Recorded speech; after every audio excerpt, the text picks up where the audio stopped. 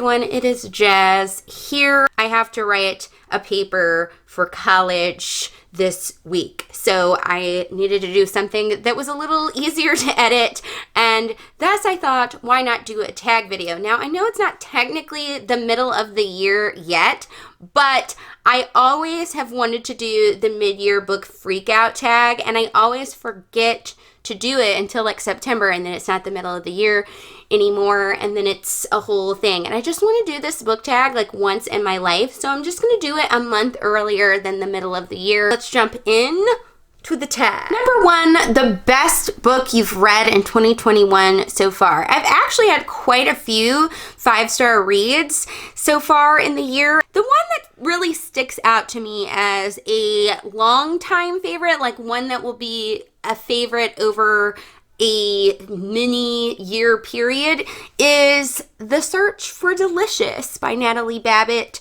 This was the first book I read in 2021, and it really made an impression. It's a wonderful fable about, you know, how people argue over really small things and it can become a big situation later.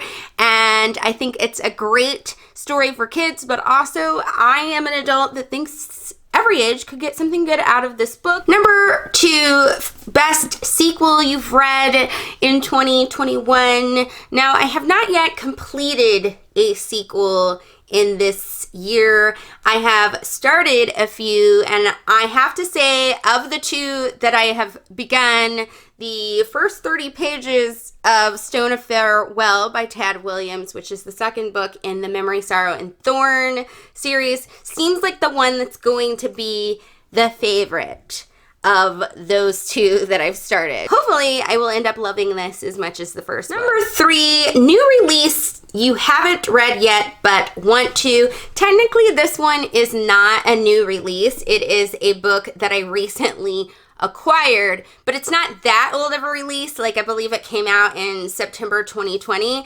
So I'm just gonna pick this one, and it is All This Time by Mickey Daltrey and Rachel Lippincott. So I do really want to dive into this one. I did like 5 Feet Apart, and I'm hoping to enjoy this one quite a bit as well. And it just seems like something that's just gonna hit me in the feels. Also, since I recently bought it not too long ago, I would like to, you know, keep up as much as I can on the recently acquired books. Most anticipated release for the second half of the year. I am near the middle of the book Loki, Where Mischief Lies, and apparently Mackenzie Lee, who wrote this book, which is like a Marvel Universe-centered YA novel, is going to write a series of books, I believe 3 books in this, and the second one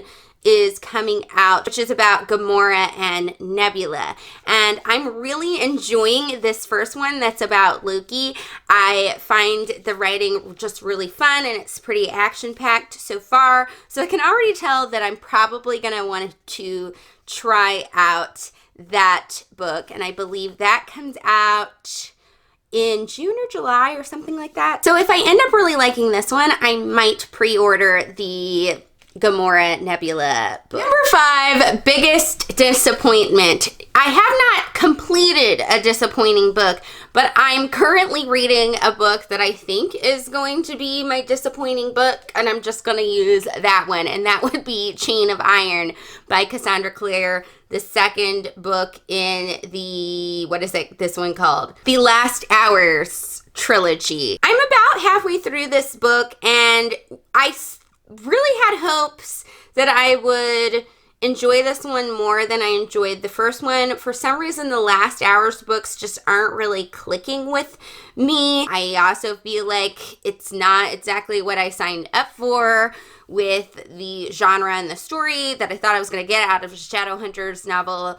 So I can tell that it's not going to be a really low-rated book, but it's definitely not going to make it into the like it or love it zone for sure. And that's kind of disappointing because usually I at least like a Shadowhunters novel. Number 6, biggest surprise. Now, I have a couple for this one. First one is The Girl Who Ignored Ghosts by Casey Tansley. This is the first book in the Unbelievables series. This is one of the books that I got for free because I found it outside of an abandoned storage facility. So I think my expectations weren't super high for it. Also, I rarely judge a book by its cover, but like this cover isn't like saying, screaming, this is going to be the next new classic book of the century. And it's not. You have to like give it a little bit of a second to get into like the way that it's presenting its world building. I think that needed a little bit of work. But once all that stuff is done and it gets into the actual mystery element of this story, the mystery was quite fun to read. It started off as like a 3-starry, just entertaining book, and it ended up being a 4-star book. So go to this one. Another one that I was a little surprised by was that I ended up really liking Good Omens by Terry Pratchett and Neil Gaiman. I love Neil Gaiman's work. I have not yet read a Terry Pratchett book, but I knew going into this that it was going to be a satire novel. I haven't had the best track record with satire, honestly. It just doesn't really work for me in books. So I ended up being pleasantly surprised that I ended up really enjoying this one. Favorite new author. This can be an author that is a debut author or somebody that is new to you. I went with new to me because that's just how I roll, and I'm going to go with Kelly Barnhill, who wrote one of my other favorites that I've read so far this year, which is The Girl Who Drank the Moon. This is just such a wonderfully put together middle grade novel, and I definitely want to experience more of Kelly Barnhill's books. Number 8 is Newest Fictional Crush. Honestly, I don't feel comfortable having a fictional crush with most of the books that I've read so far this year, which were either middle grade books, rereads with like problematic dudes in it that I do love as characters, and I think they're great with like the people that they end up with, but I don't particularly want to end up with them myself. Then we have newest favorite character. I have to go with the dragon in The Girl Who Drank the Moon. He's just so flipping adorable, and just thinking about him makes my like heart squeeze. Like, he's just so cute, and in the audiobook, the reader of the audiobook gave him the cutest, most adorable little voice. Number 10, book that made you cry. I'm not an easy crier at books, and I don't think something's made me cry for quite some time. But I did read some wonderful books that have some interesting social commentary that did sort of make me feel emotional. One of those would be They're There by Tommy Orange, which is very much about generational sort of scarring to the Native American people. Another one that makes a lot of social and psychological commentary that's pretty deep, and also I feel like covers a few triggering topics, would be Wide Sargasso Sea by Jean Reese. I really love this, but it is very like emotional and very like heavy in terms of its topics. So it did make your heart a little sad, but in like the best way. 11, book that made you happy. This one is a reread that I dived into because I was just in a slow reader syndrome moment where I just felt like I couldn't finish anything, and I just wanted to read like something that would bring me joy because I was in a kind of sad mood at one point in the year, which is why I was slowly reading, and I thought, why not pick up Rumple, Buttercup by Matthew Gray Goobler. This is just a sweet tale that I've talked about on this channel before, about this little green dude right here who thinks that he's super weird, and the whole story is basically about him discovering that everybody's weird in some way, and that we should just all accept that and enjoy our weirdness and let other people enjoy our weirdness and not be afraid to just be ourselves.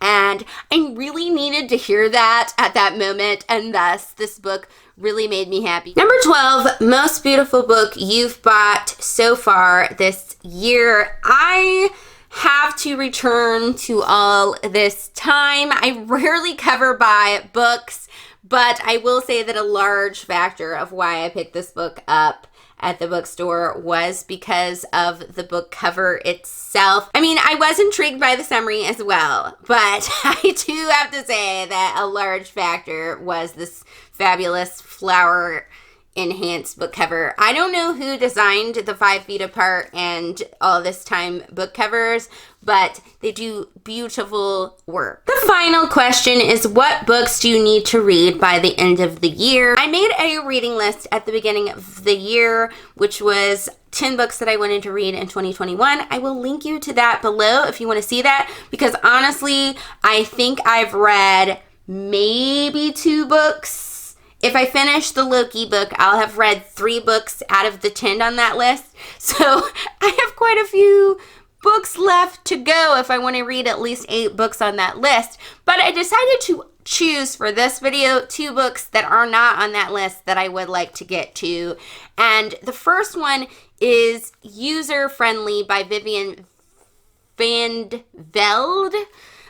Woo, lots of V's. I put a book on my reading list this year that was called Heir Apparent, which was by this author. It's been on my shelf for like a small eternity, but I didn't realize, because I've had it on my shelf for so long, that it was actually a sequel to this book, User Friendly. So I do need to read this one before I read that one. The second book that I would like to get to may not be one that I actually end up completing in 2021, although I really would like to complete it, but it is ginormous, as you can see, and that book is To the Green Angel Tower, which is the 3rd book in the Memory, Sorrow, and Thorn series. So obviously I need to complete the aforementioned Stone of Farewell story before I start this one. That was a mid-year book freakout tag. I hope you guys enjoyed my answers to these questions. Let me know some of your answers to these questions in the comments, or just drop me a comment to say hi. Comments really do